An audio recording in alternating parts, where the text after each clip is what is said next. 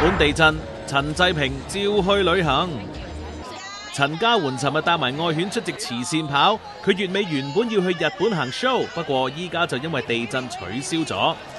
大會嗰邊都 cancel 咗，因為都擔心即係可能都係啦，擔心安全問題，因為都知道佢哋嗰邊仲有餘震啊嘛一路。而紅到過日本嘅娜姐都取消咗去東京拍廣告。4月嘅時候，其實應該會要過去日本拍一個廣告嘅，但係而家其實都等緊客戶嗰邊同埋公司啊經理人嘅安排啦。雖然個個都取消去日本，但係陳濟平就話冇有怕。其實東京就唔係太擔心，因為朋友喺東京住，咁佢都話咗俾我知係影響非常非常之少。佢仲話會盡力遊說三藩市嘅朋友一齊去添。因為我自己即係好中意日本啦，首先，咁同埋真係好難得我係啱啱即係防到呢個期。